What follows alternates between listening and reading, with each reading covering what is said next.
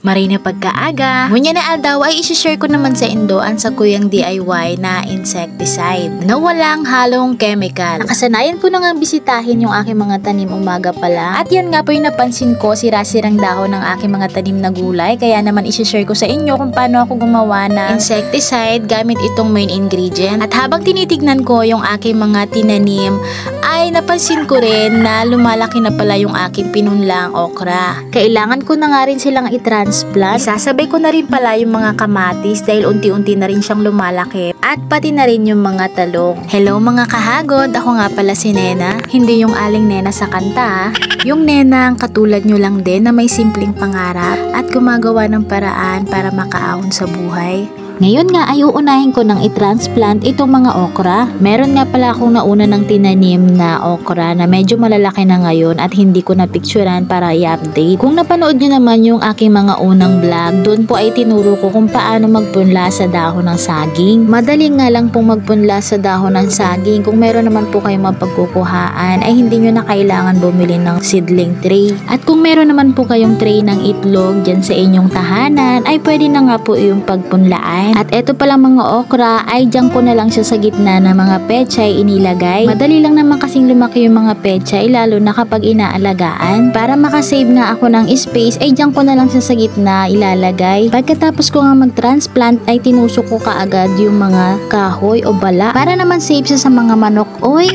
Naka-arrange nga yung mga tanim ko dyan sa kabilang gilid ay okra. Sa kabila naman yung mga kamatis. Para nga rin maganda silang tignan kapag lumalaki na. Mag-aalas 9 na rin pala ng umaga at kailangan ko na magsaing. Kaya naman nagpaalam muna ako sa aking mga tanim at dumiretso sa bahay ni Ate Dalin. Kung wala pa nga kayong pang-ulam at taga dito kayo sa Baligyan. Dito banda sa Zone 4 ay may mga tinda si Manay Dalin ng mga gulay. Meron din po siyang mga tindang frozen food katulad ng manok o kaya balunan, skinless at iba pa. At yung mga napamili ko pala dyan, 2 pirasong ampalaya, sibuyas at bawang, itlog at mantika. Marami palang tirang kanin kagabi kaya naman sinangag ko muna bago ako magsasaing. Pagkatapos ko nga magsangag ay sinunod ko kaagad yung aking isasaing. Habang nakasalang yung sinaing ay ihahanda ko naman itong aking sunod na lulutuin.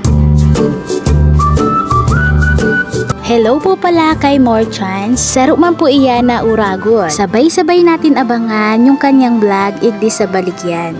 At hello din po kay Mikey Adventurer. Matibayon ang sa imong mga create. Pagpatuloy mo yan. Oops, may naligaw na itlog dito sa gilid ng lutuan. Kaya naman dinagdag ko na siya dito sa aking lulutuin. Wala na rin pala yung inahin niyan dahil pinahiram ni Papa para palahian. Kaya dito ka na lang. Pagkatapos ko nga magluto, ay dito naman ako sa aking mga labahin. Uy! Kailangan ko nga laging sipagan maglaba dahil mahirap ang tubig. Yan po pala yung sapang pinaglalabahan ko. Wala siyang tubig ngayon dahil hindi naman palaging maulan. Hindi pa nga rin talaga tag-init pero madalas na kami maubusan ng tubig. At sa wakas ay natapos na rin ako maglaba. Diyan nga ay ramdam ko na yung dala ng katandaan.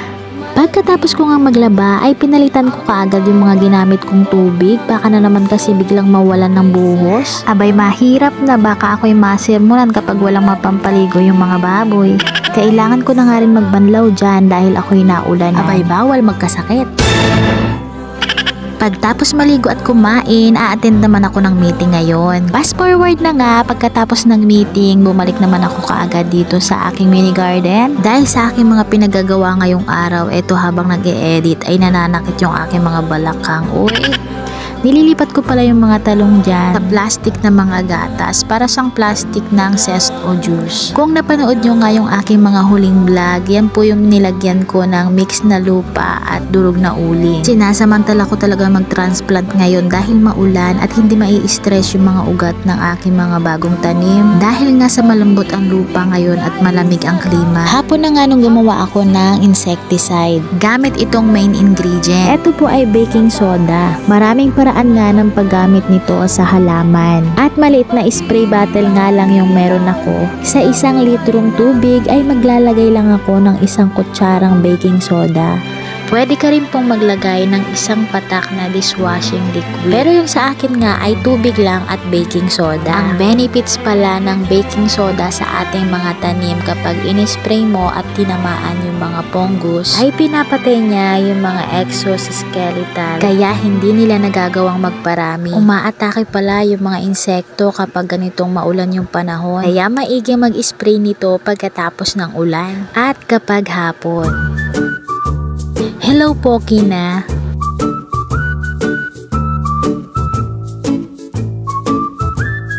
At hanggang dyan na lang. Thank you for watching. Bye-bye.